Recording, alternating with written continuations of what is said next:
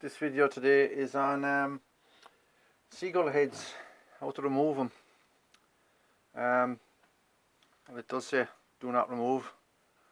That was fine 30 or 40 years ago, but these days people don't flush them out. A lot of time we have to take off these heads to get to the water galleries underneath inside in the block. There's not much else way to go about it. Usually you just take off your 4 balls, take your head out, then you have access to your water galleries, you can clean them out. That's mainly the problem. Now I will be doing another video on how to diagnose a seagull with no water flow or poor water flow. But today is just out to show how to remove the actual head itself, and this is my method of doing it. What I like to do first is heat the 4 heads from the studs. I heat them individually first, get them nice and hot to break the seal from the head to the head of the nut to the actual head itself, and hopefully break a bit of a seal down the way in the threads. I like to heat the 4 of those first, then go back to the start when it's somewhat warm and heat the actual outside of the block, not the head but the outside of the block on both sides, here and here, where the threads are sitting. Get it really hot and try and get these open. So we'll start with heating the heads first. The heads of the studs.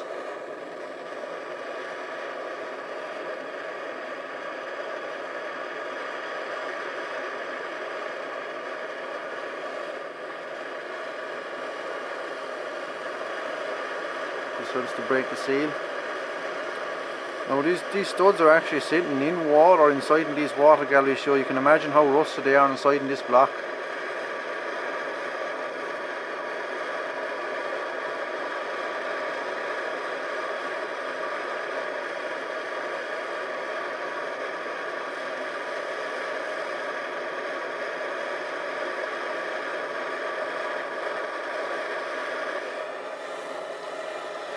You could just go on cold with a socket without heating them, but the thing about that is you really are risking shearing off one of these studs here, and if that happens, the block is destroyed, or else try and drill it out, which is a dirty job.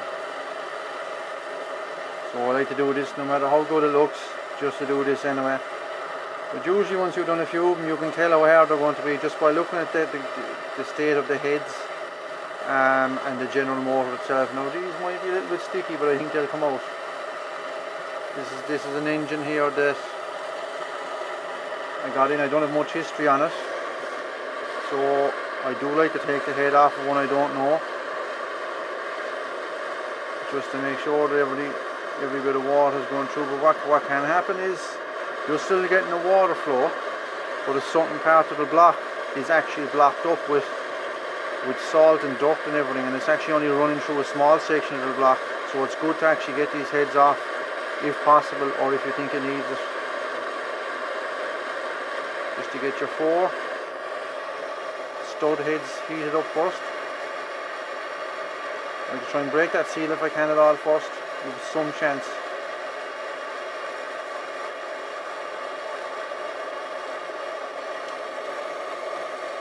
And then we'll go back to the start, to the first one. If you want, you could leave it completely cool down, but I do like to do when it's a little bit toasty. I found that they do come out a little bit easier when it's nice and warm, nice and hot. And go back to the very first one there now. We'll do up and down the outside here, just where you think the threads are. There's no point doing the actual head itself, just the steel block, the iron block.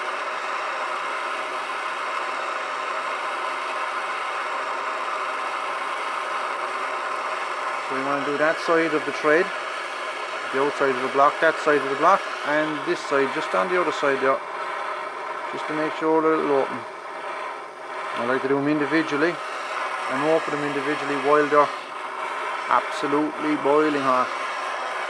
So give that a turn now and see will it open. Just make sure your socket is down nicely over these. Yep, and that one's open. So we'll leave that one.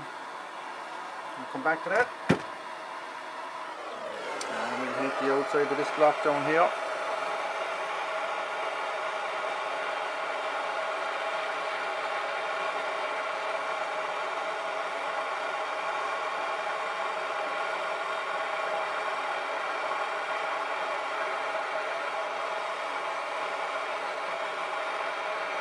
This shows the importance of having to flush these engines regularly, and all outboard engines that have been running in salt water particularly. Give them a good flush out afterwards, because they do block. I have seen them where they've actually rusted completely through to the outside and cracked open. I'll try this one.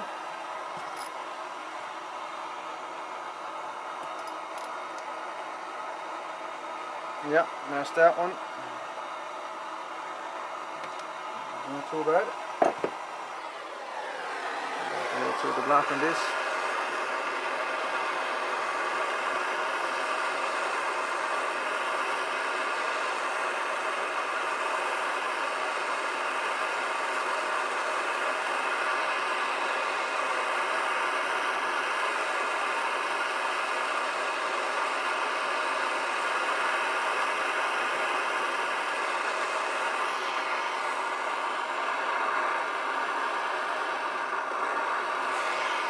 When I'm doing this as well, sometimes I like beforehand to put the WD-40 and leave it soak for a while, maybe overnight, and just give it a quick dry off then before you put the heat on.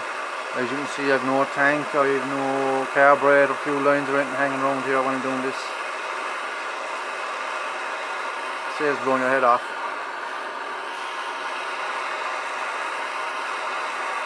Let me try this one.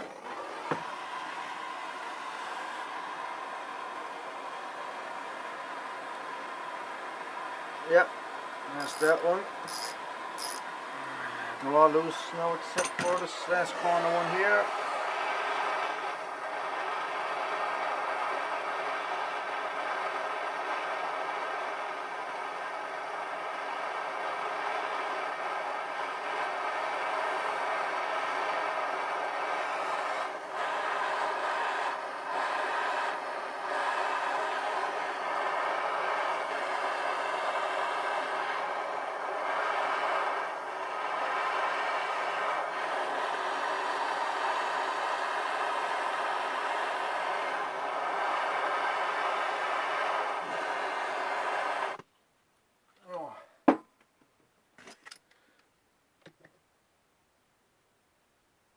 Yep.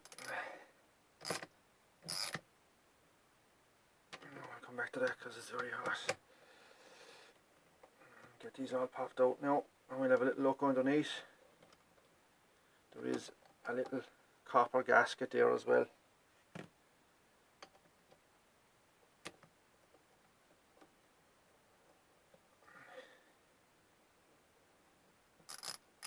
Underneath the head here.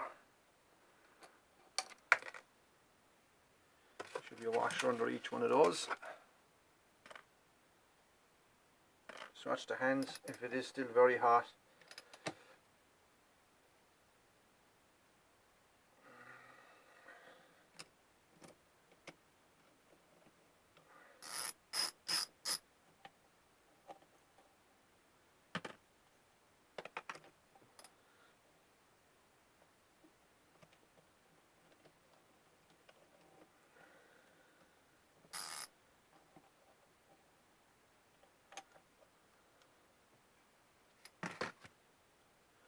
The 4 of those out. What I'm going to do is actually leave that for 5 minutes to cool down, and we'll pop it off and we'll have a look.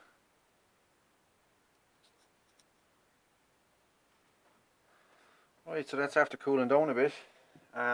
This one's actually loose, but what you could use is a little rubber mallet just to give it a little bit of a tap. Don't try not to hit them too hard, they will break.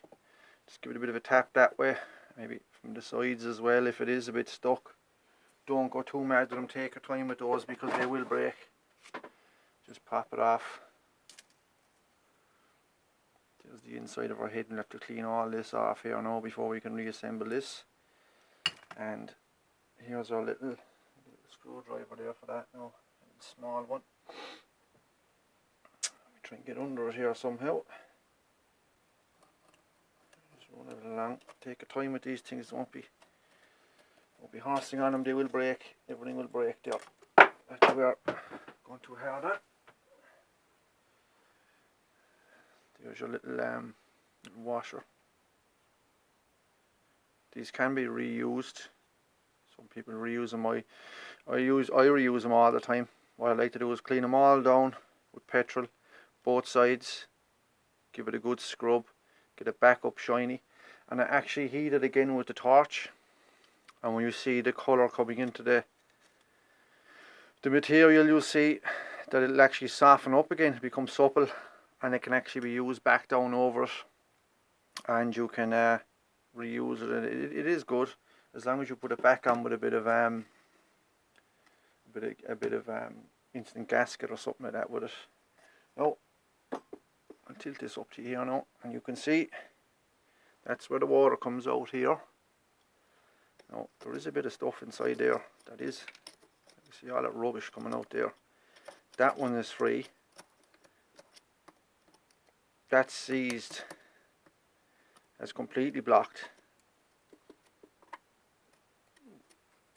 Completely blocked. Now it still could pump if it was taking the fuel or the water up through the water pipe up through here. It can actually still go around and come out, and you might think, oh, you're doing fine, that it's pumping alright, but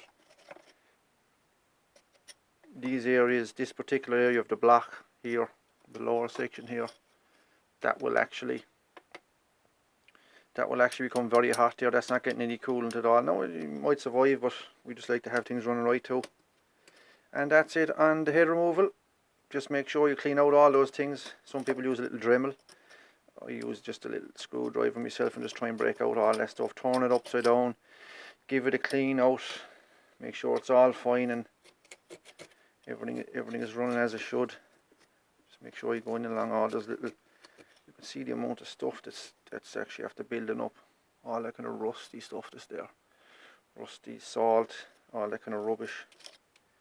Just clean them all out, and I will be doing another video on how to diagnose poor water flow.